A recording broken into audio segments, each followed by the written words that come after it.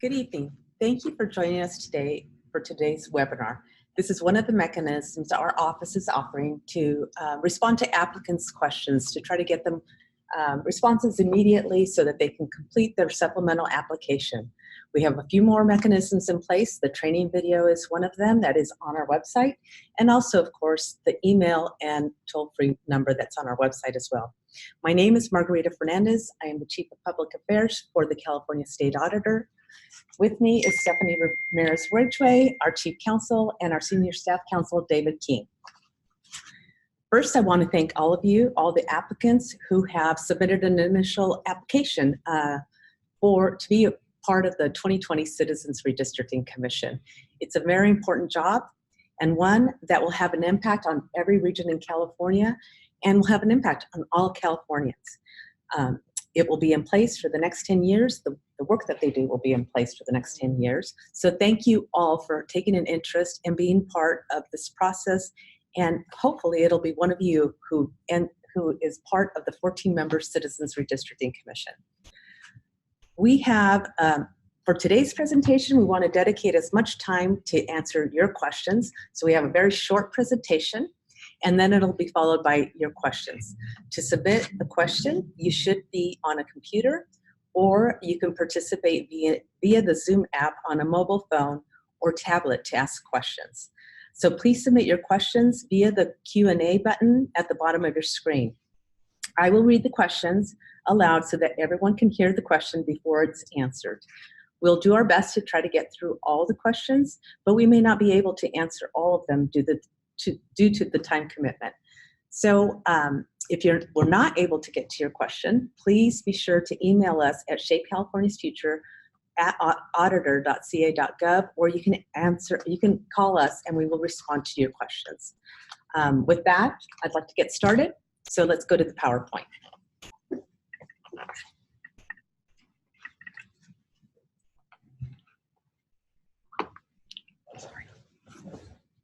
So today's agenda, as I mentioned before, the presentation will be short. And just we'll cover a few basic. What's the process for becoming a commissioner? What do you need to remember as far as when you're completing the supplemental application? And then a few questions about how you should complete the supplemental application. And of course, if you have questions, please use the Q&A function at the bottom of your screen.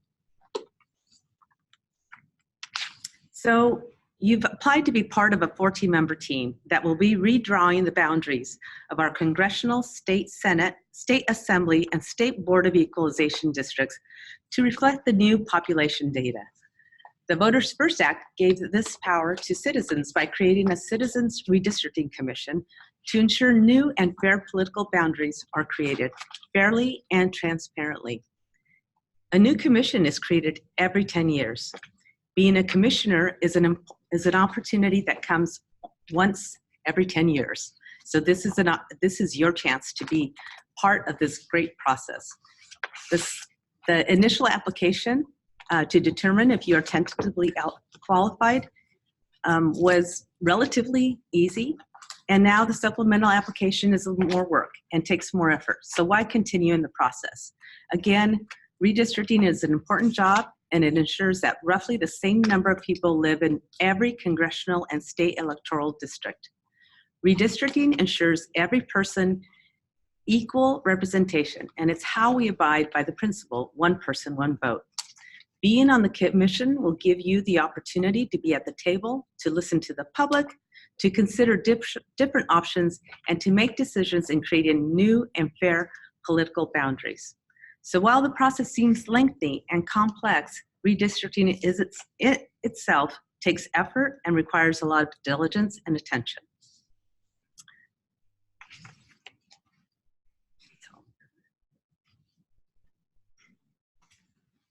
Just a high-level overview about the process. Looks a lot shorter here than it does. But as you'll remember, the initial application period was over August 19th, 2019, and now the supplemental application period is ongoing, and it will end at midnight, September 20th, 2019. So it's really important you ensure that all your material is submitted by midnight, September 20th, 2019.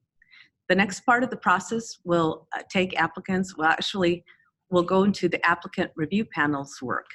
And the 3-member panel will be reviewing applications from September 2019 through February of 2020, and will be identifying 120 of the most qualified applicants. 40 of the applicants will be Democrats, 40 will be Republicans, and 40 will belong to neither of those two parties, and are either declined to state or no party preference or belong to another party. After that, the applicant review panel will be conducting interviews for the 120 applicants. So that'll be over a 2-month period, roughly through April 2020.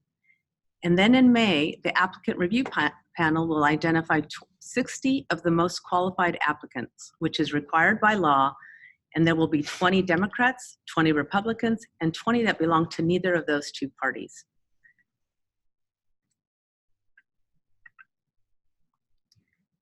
From May 15th through June 30th, 2020, the applicant review panel will be transmitting the list of 60 applicants to the legislature. The 4 legislative leaders will have an opportunity to strike up to 2 names in each of the subpolls each. So they will if they exercise all their strikes, I guess, there will be 24 names eliminated from the list of 60 applicants during that time. No later than July 5th, 2020, the state auditor will randomly select the first 8 commissioners. 3 will be Republicans, 3 will be Democrats, and 2 will belong to neither of those two parties. Those first 8 commissioners will select the remaining 6 members, and the full commission has to be fully formed by August 15th, 2020, no later than August 15th, 2020. So what do you need to remember? First of all, please submit your online application. Make sure it's submitted, and it must be submitted by midnight, September 20th, 2019. Equally, you should ensure that your 3 letters of recommendation are also submitted by that same timeline. So midnight, September 20th, 2019. The other thing to remember is that if you are one of the 120 that are called upon to be interviewed, those interviews will happen late winter, early spring. We will have information available for those 120 at that time.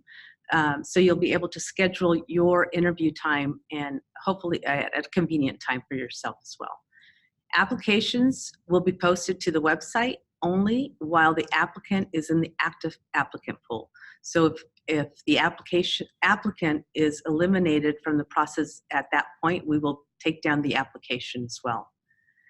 The commission must be established by August 15th, 2020. So those are the things that you absolutely should remember: September 20th, 2019, and to reserve some time during the late winter, early spring in case you're called in to be interviewed, and then in the summer if you're selected to be on the commission. And just a few other items while you're completing your application. Each application is assigned a unique ID number. And remember to save your application at any time. It's not actually submitted though if you're saving it. So after you save it, when you're ready, when you're completed it, if you're happy with it, you've completed it, don't forget to press the submit button. There are also links to several of the regulations throughout the application. So if you're wondering what something means or why we're asking something, you can click on one of those links and it'll take you to what the regulation says.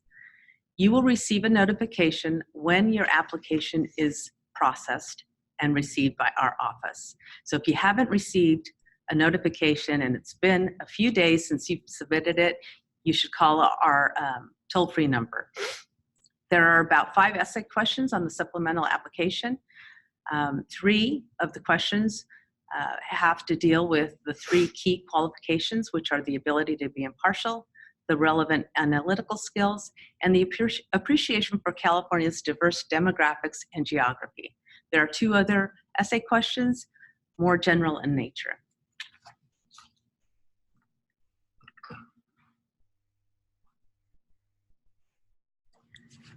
The supplemental application essay questions, as I said before, the 3 questions deal with the criteria that was set forth in the law. So there's a few pointers on here, elements to remember. You should be able to demonstrate that you are able to evaluate information with an open mind to make decisions, that you recognize benefits of California's diversity, that you can gather and comprehend data and information, and that you work effectively in a group. When you're filling out your essay questions, be sure to draw upon any experiences you might have. They don't have to be professional in nature. They could also be personal or volunteer work as well, just to demonstrate that you have those skills. And now we're getting to the point of taking some questions from you. So if you have any questions, please type it in and submit it using the Q&A button at the bottom of your screen. Again, if you are not on a computer or using the Zoom app on a mobile phone or tablet to ask questions, you can email shapecaliforniasfuture@auditor.ca.gov, and one of our staff members will respond. You can also call our hotline, or our information line. It's 833-421-7550.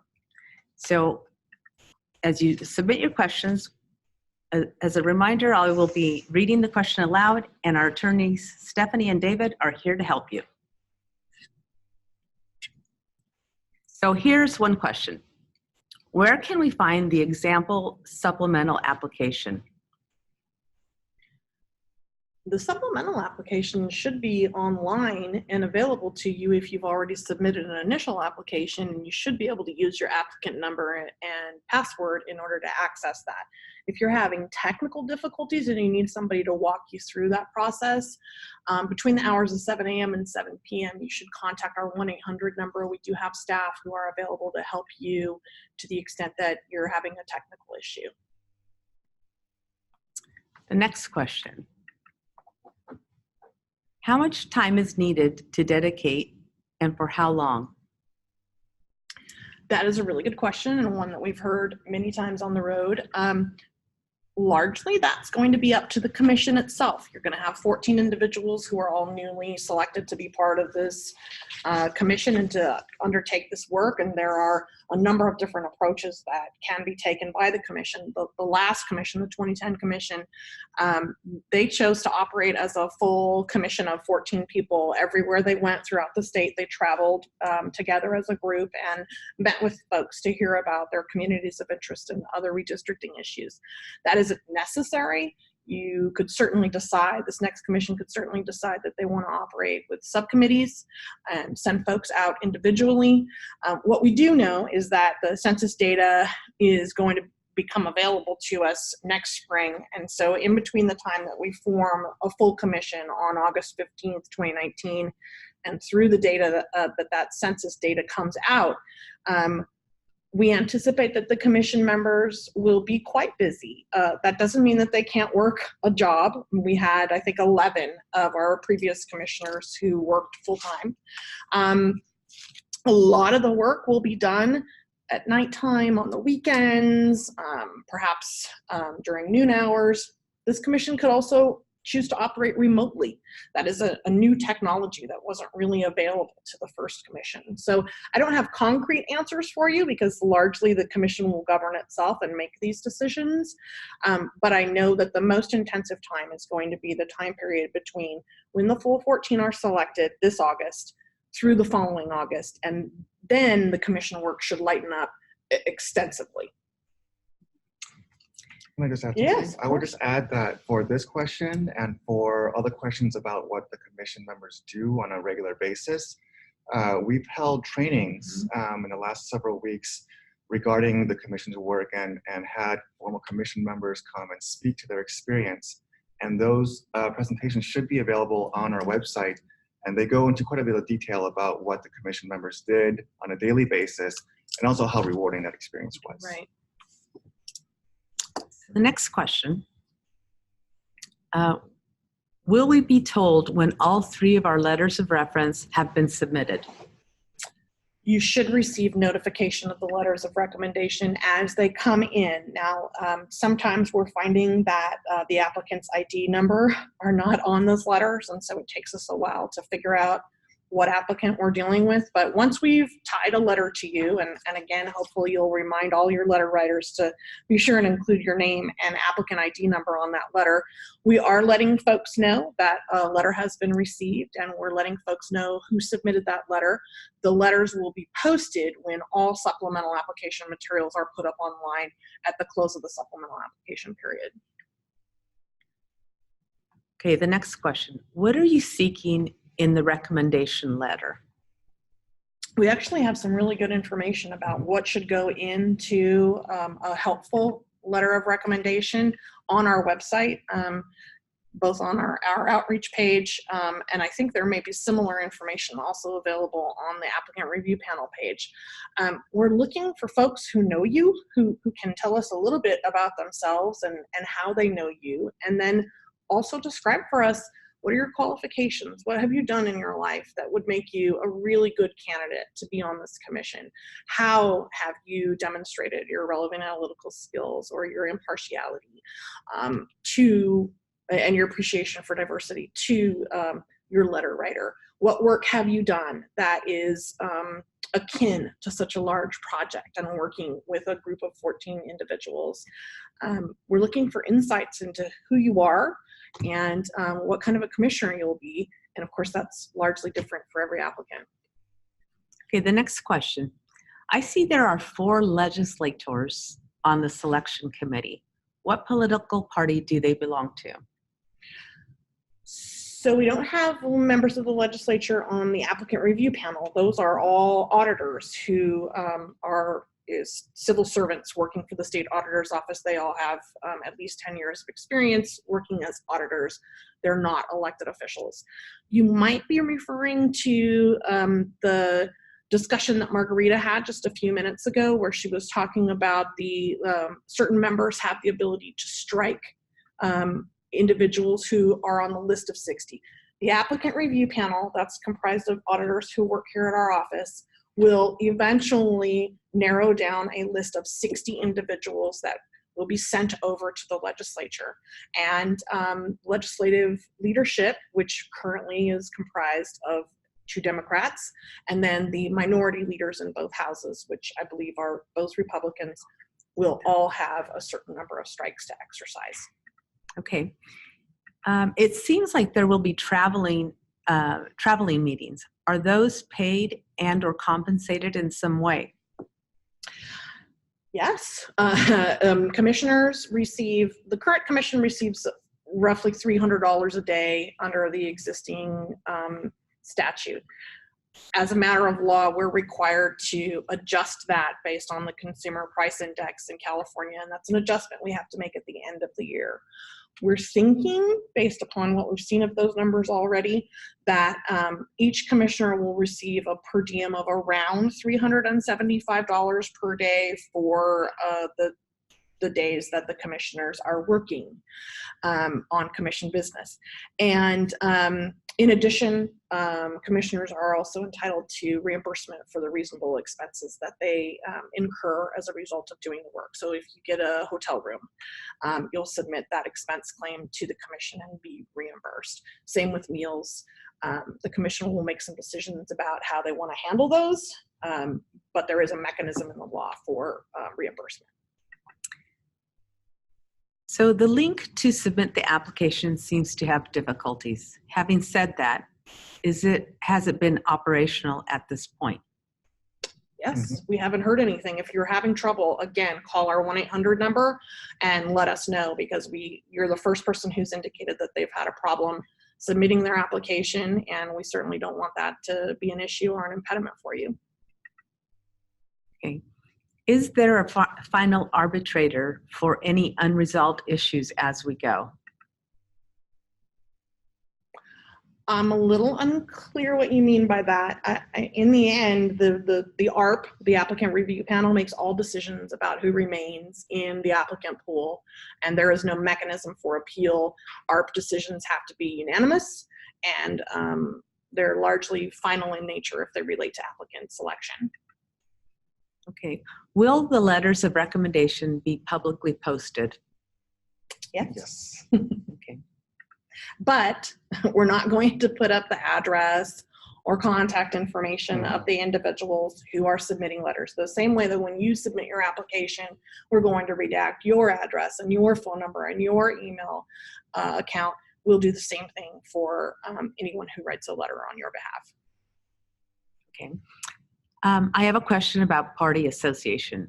I was no party preference voter for over 25 years, but changed to a Democratic Party registration for the 2016 election and remain registered with the Democratic Party now.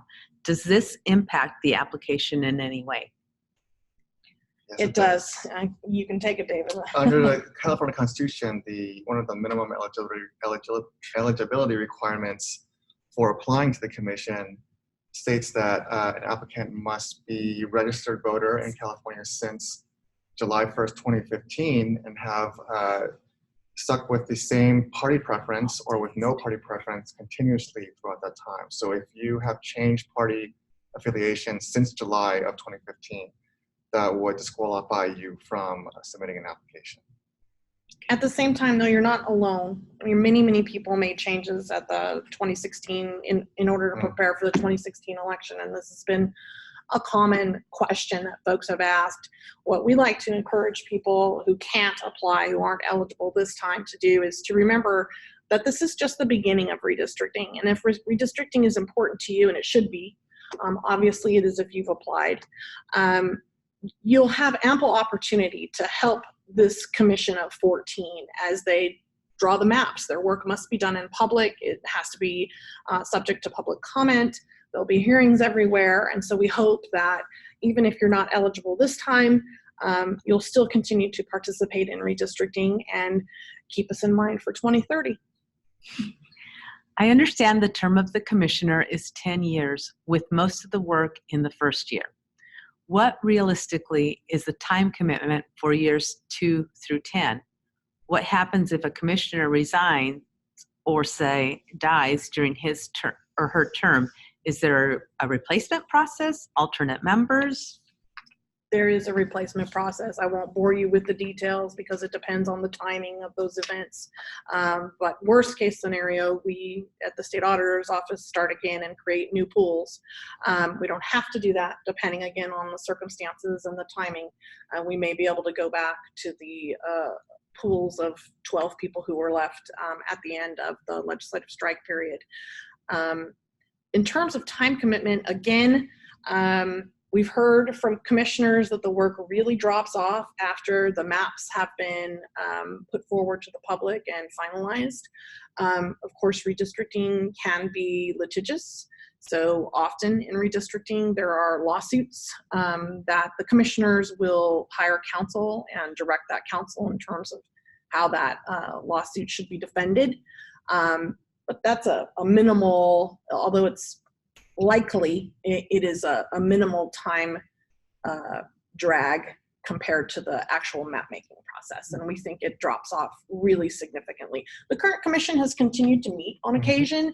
They've done a lot of outreach work. They've done a lot of work throughout America, actually, and helping to establish similar commissions throughout the country. They've gone back east to receive awards and grants. So they've been busy, but not to the extent that we anticipate that first year will keep you busy. Okay. Analyzing data is an important qualification. What professional or volunteer activities should be expanded upon? I've been in retail, sales, and buying positions, IT applications designs, efficiency of the company, etc. All of it. Yeah.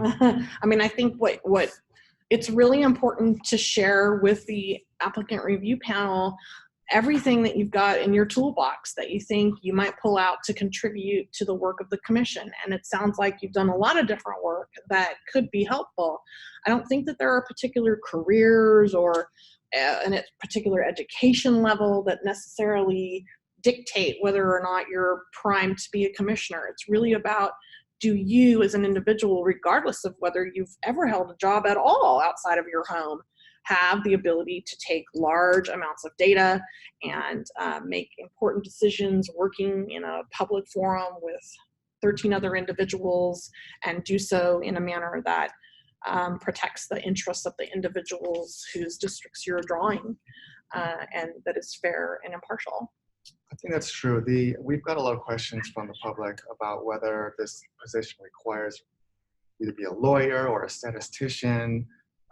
By no means is there a requirement in that aspect. It's the various job experiences that are described. If you can cast those in a way that demonstrates your ability to analyze, like you say, large pieces of data, those would be compelling for the applicant review panel.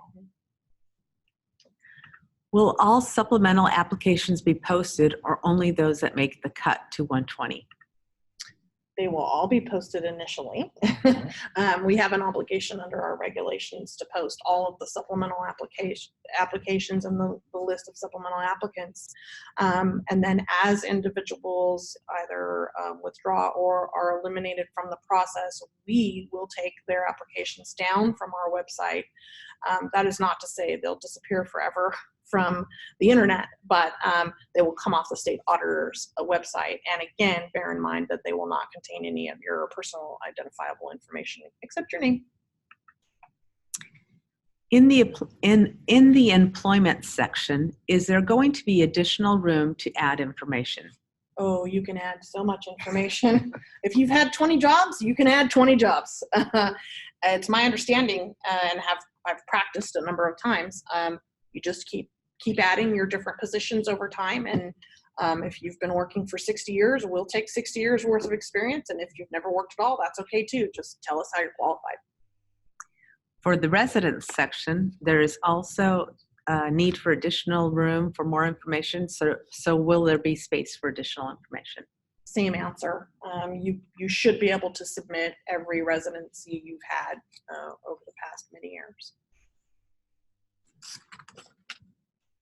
Does my application need to precede the letters of recommendation?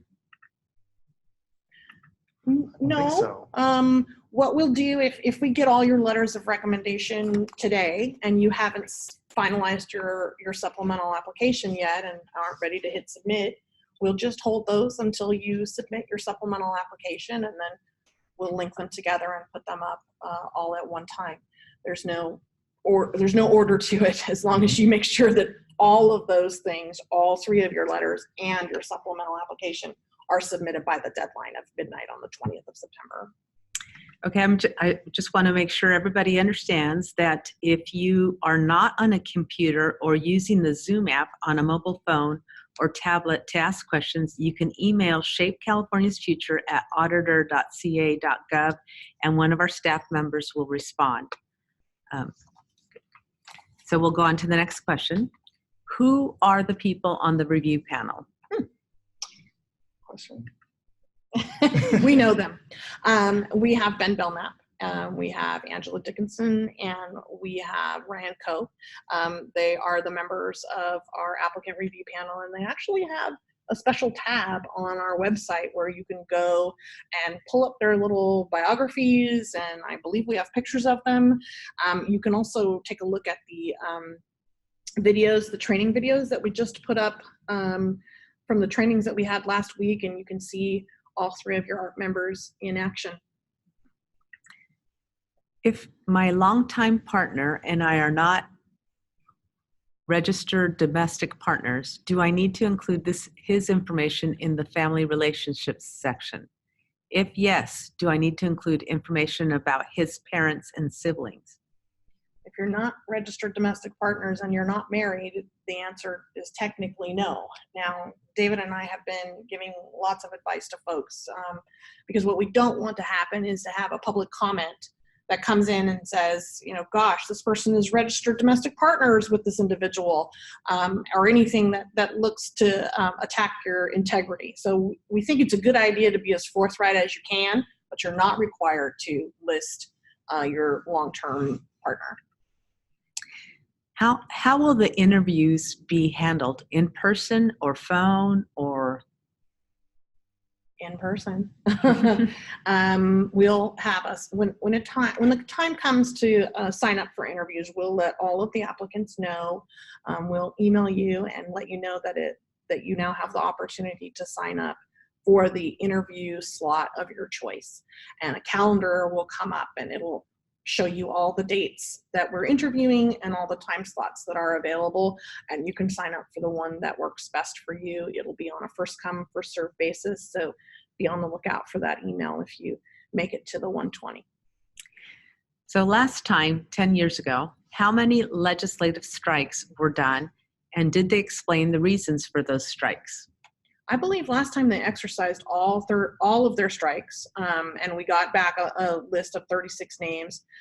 They did not share with us why they made their strikes, and I'm not aware of any requirement that they have to. They're exercising their legislative independence.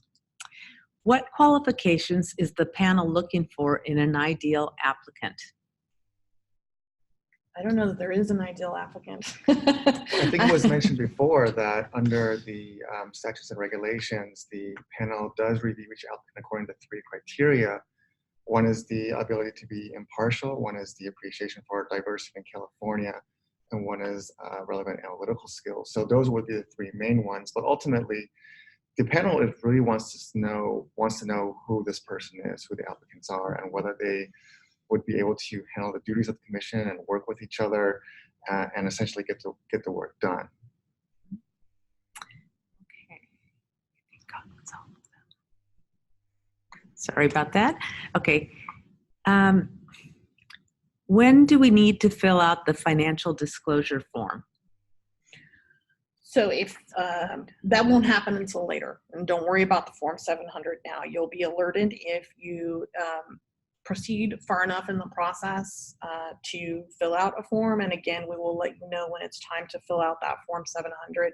I don't anticipate that that's going to happen until late December or early January. We're looking to minimize the number of applicants who actually have to disclose that information, and so we're waiting until we have a smaller group of folks who we think are likely to be part of the 120 who will be interviewed, and those will be the individuals who are asked to fill out a Form 700. I have a planned vacation out of the country in March. Will the applicant review panel take that into account when scheduling interviews? No. Unfortunately, we can't. We have statutory deadlines that we have to adhere to, and we have a significant deadline by which we have to interview everyone, and the RPAS interview everyone and make decisions about the 120 individuals or the 60 individuals whose names need to be forwarded to the legislature. We anticipate that interviews will probably start in late February and go through roughly early April. I don't know what your specific travel plans are, but again, when you get that email that invites you to sign up, you will have the ability to choose the date that works best for you. So please get right online when you get that information and sign up for a time that works best for you if you're part of that select group. Do the letters of recommendation need to be 3 pages long? No, that's a maximum. I mean, certainly we want to learn about you, and so a single paragraph probably isn't sufficient, but we know you can't control what your letter writers submit. I think the most important thing to let those who are writing in support of you know is how important it is that they share with the applicant review panel what kind of a person you are, and are you the kind of person who can really work with 13 other individuals to make decisions that are fair to the individuals whose districts you're drawing. That's the most important thing, and if that can be done, I guess, in a paragraph, well, that's okay. Well, I would also add that when you received the notification that you were eligible to submit the supplemental application, it came with a link that will take you to a document that gives additional guidance on how to draft letters of recommendation. And one of the most important pieces of information in there is that the letter of recommendation should include as much concrete facts as possible that really illustrates what kind of applicant you are. Okay. Where will the interviews be conducted? Right here in Sacramento, probably in this room.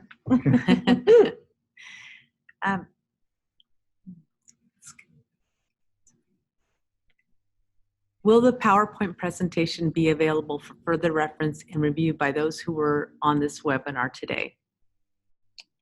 We're putting up it's a very transparent process. If you can't find something, give us a call or send us an email. We're trying to put all of our materials online so that they're accessible, particularly to those who aren't available to participate today. We don't want to prevent anybody from having a fair access to information. Are an applicant's essays all graded by the same person, or is each question graded by a different person? Well, there are no grades. Each applicant review panelist will look at all the applicant materials that each applicant submits. They'll all read the essays, and while they won't be grading them per se, they will be making decisions about whether individuals should move forward in the process based in part on the caliber of those essays and the information they contain in terms of what kind of a person you are and your ability to do this work.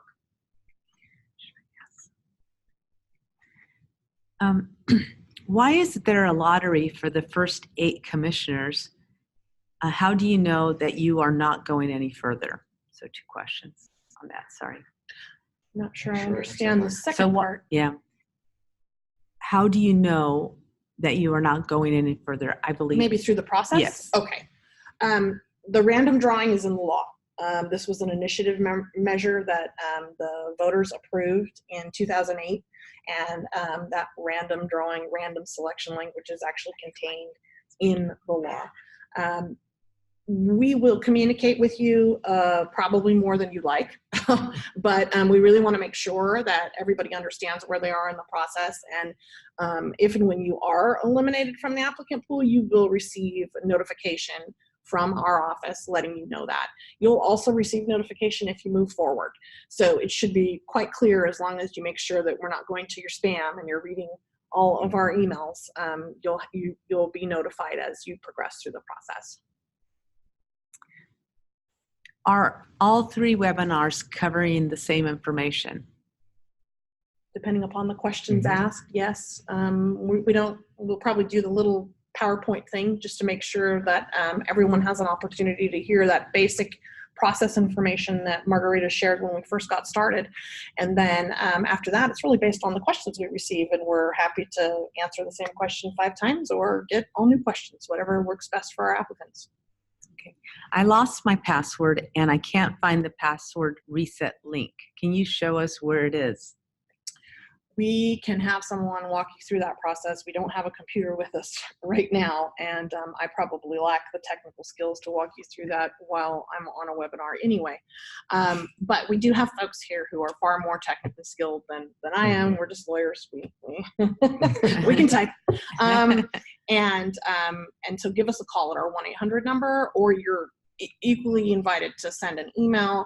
It'll go to Shape California's future team here in the office, and there will be folks who can reach out to you and tell you how to find your password. Do the letters of recommendation need to be from a specific person? No. Okay. Just whoever knows you best and who can best advocate for your application.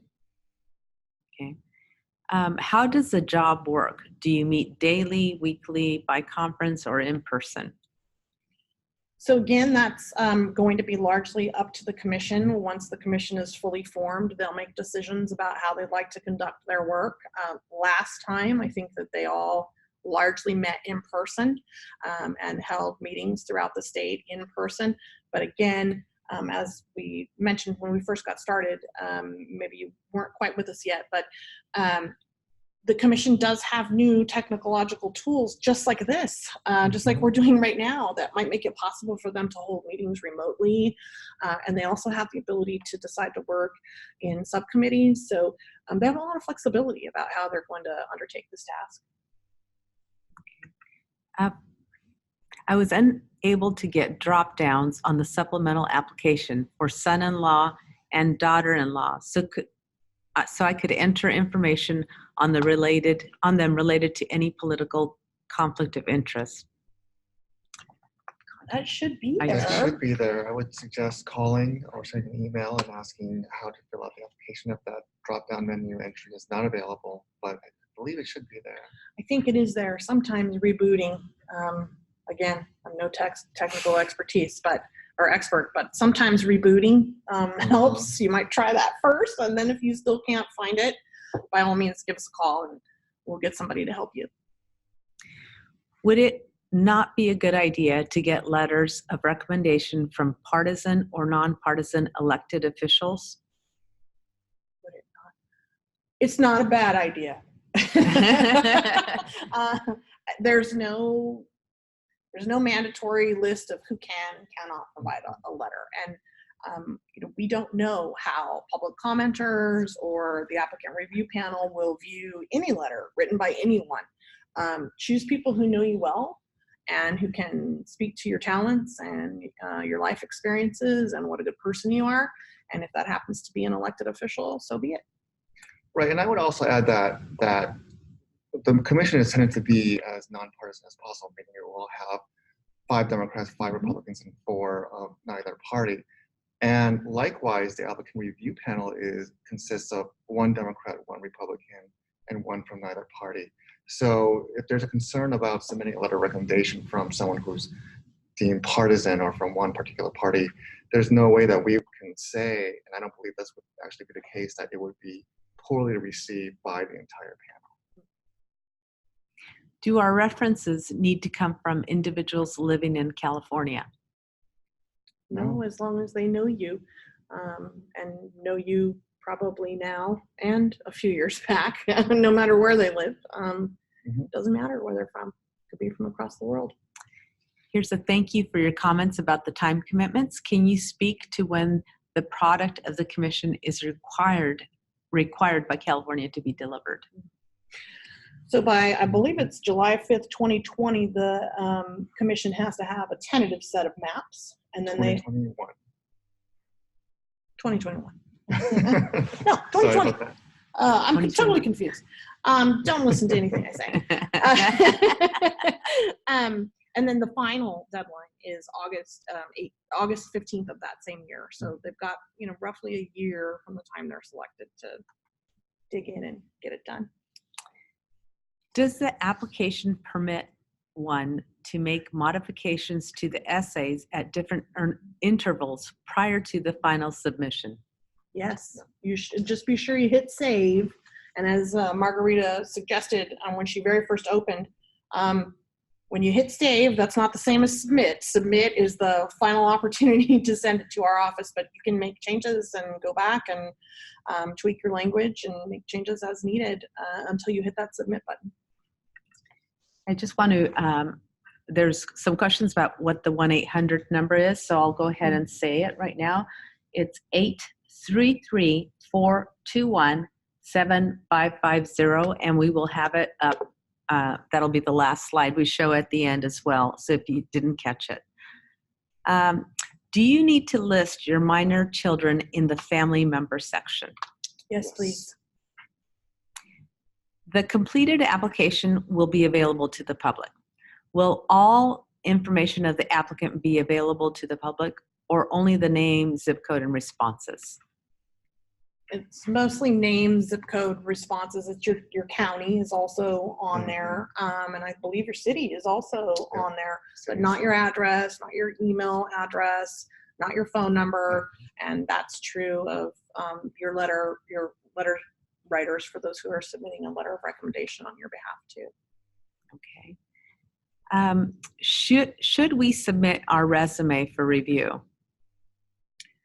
That's not necessary. I think last time when we did this, we got a few resumes from folks. Bear in mind that whatever you send to us is part of the public record, except for, again, your personal contact information, like your phone number and your home address. So whatever you're going to send to us will be posted online and accessible by members of the public as well as members of the legislature throughout the process. If you're comfortable with that, you're welcome to submit whatever you'd like. We'll probably add it as a public comment. Okay, I recently received a commendment award from the U.S. Senate. Would that count as one of the 3 letters? No.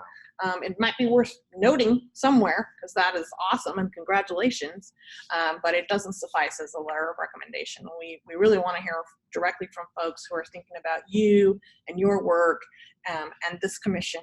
And unfortunately, a commendation, no matter how fantastic it is, doesn't do that for us. So we definitely need some letters of recommendation in lieu of that. What is the total time frame we will work on the commission? 10 years. Again, that first year and a half is probably the busiest. And then after that, I anticipate that the commission would likely do what the current commission has done, which is meet periodically on occasion, do some community service work. But I think it's been a fairly light workload once those maps were drawn. Okay. Can you please touch upon the specific duties of commission members? I want to better understand the questions, challenges, duties of this commission. Well, I think the best source for that is what David mentioned earlier. We had 3 commissioners come in last week and talk to the applicant review panel about the work that they did, the challenges they faced, the personal characteristics that they felt were most useful to them as they were doing the work. They talked about the pressures, they talked about the joys. They all said it was something that they consider a highlight of their life and that they absolutely would do it again. So I would highly encourage you to take a look at the videos from Mr. Baraba, Mr. Parvenu, and Mr. Anchetta. And again, those are on our website. The work is big.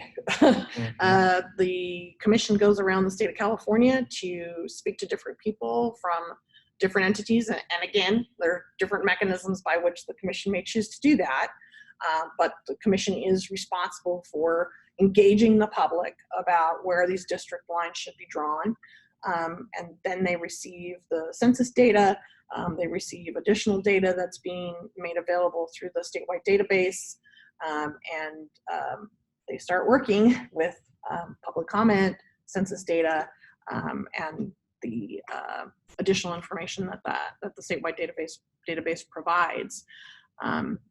I think it's a lot of talking, a lot of listening, a lot of empathy and compassion for people, a lot of patience, a willingness to engage with folks from all different walks of life, and the ability to work well with your colleagues to make really hard decisions, some of which will not be easy just based on the nature of redistricting work itself. But I really, really encourage you to take a look at those videos from last week. I think they'll be really insightful for you.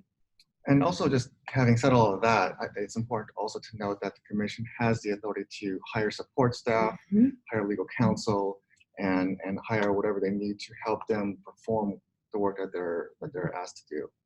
That's a really good point, because that's another thing that the commission has to do is bring staff in and hire experts and retain contract assistants. And but there are folks who can help, including our office. Our office will help initially as the first 8 select the next 6, and then also as the new commission of 14 gets its sea legs and starts to do its work. Okay.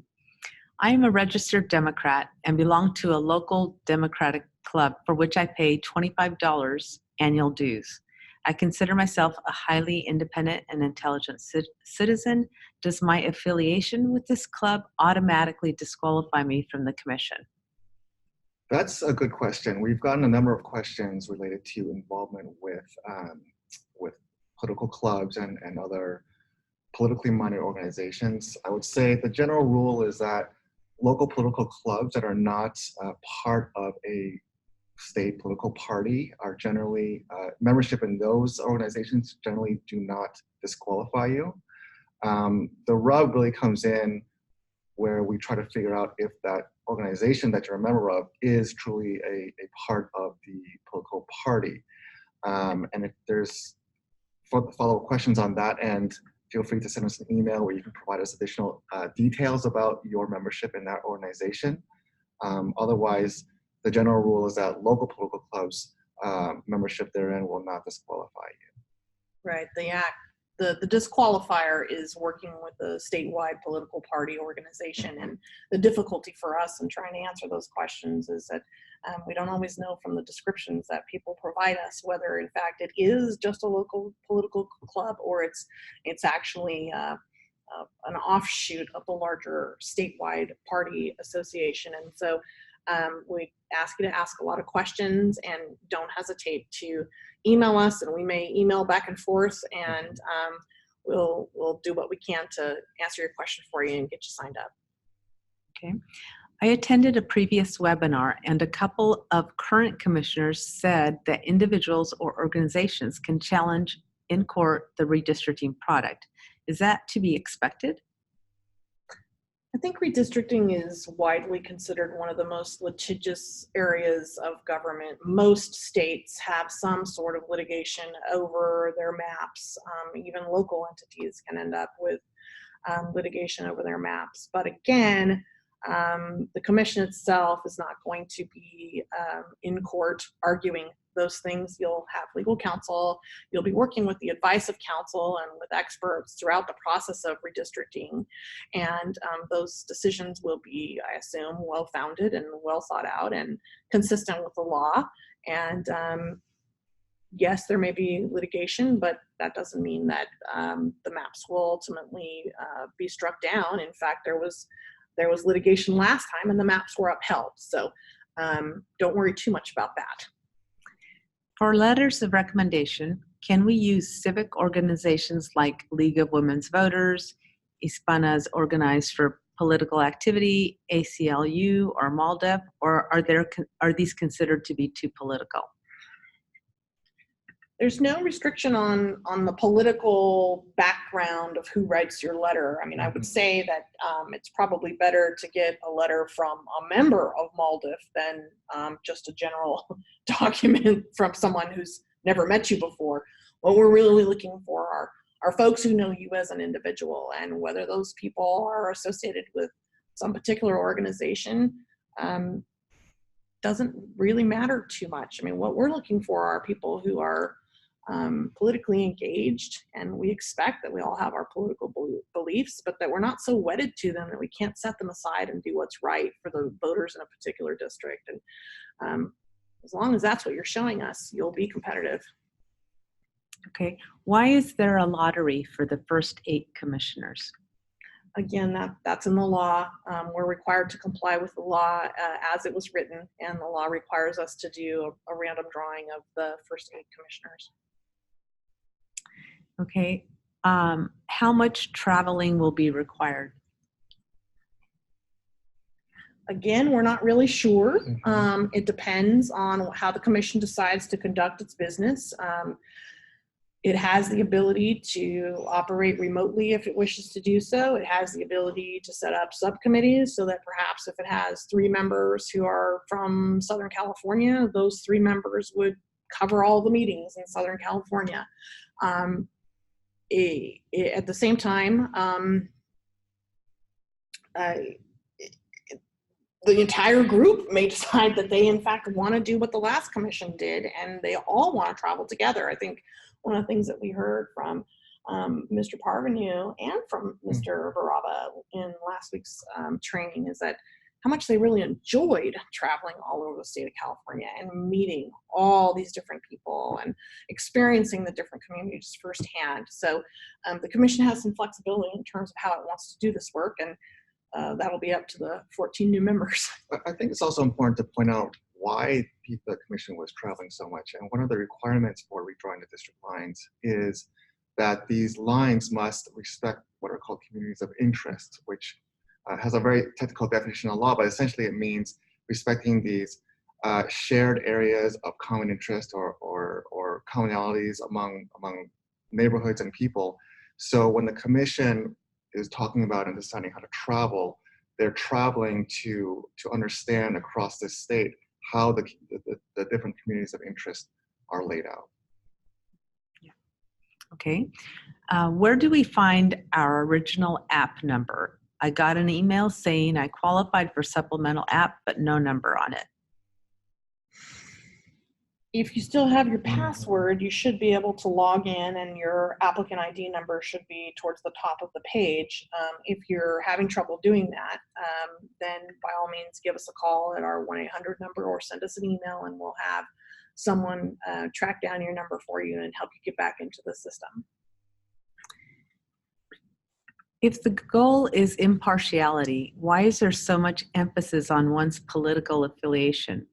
I vote Democratic, but I would hope I can set that aside to ensure a fair outcome in redistricting. I think that the notion of a focus on politics has more to do with the language in the law than the actual work you'll be doing. The law requires us to choose 5 Dems, 5 Reaps, and 4 others.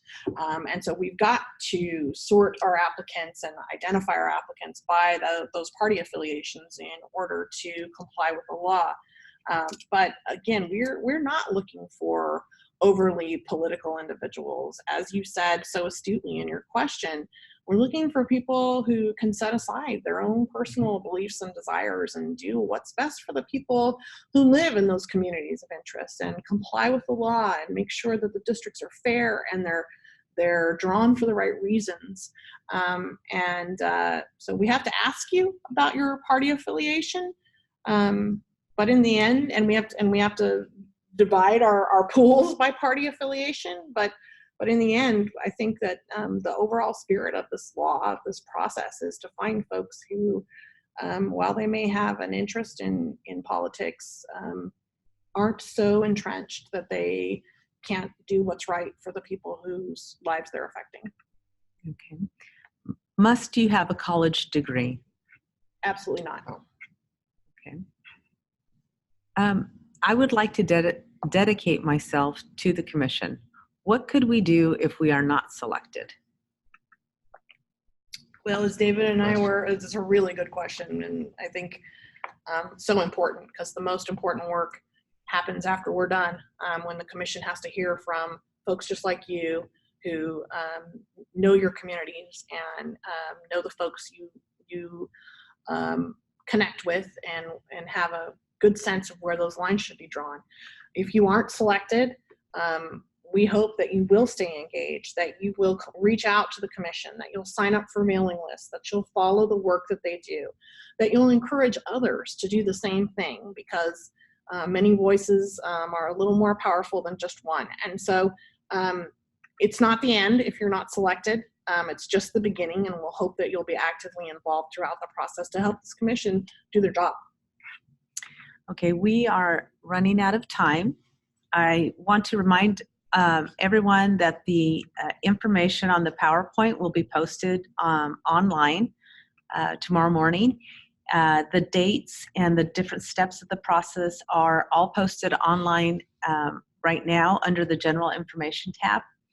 And then, of course, there is you can continue to ask questions during this during the whole process by submitting a question to our email, shapecaliforniasfuture@auditor.ca.gov. Also making a call to our 800 number, which is 833-421-7550. Again, if you didn't get your questions answered, I encouraged everyone to submit it this way, or there are 2 other webinars we will be hosting. That information is also on our website. One, we have another webinar tomorrow at noon, and then we have another one next week on the 12th at 6 p.m. So thank you for everyone who participated in today's webinar. There is also a 15-minute video at the bottom of our homepage with the step-by-step instructions to walk you through the supplemental application, and it gives a good understanding of the requirements for each section. Again, we'll be posting all this information online as well. Thank you again for participating today and for your interest in being part of the 2020 Citizens Redistricting Commission to shape California's future. Thank you. Good night. Thank you.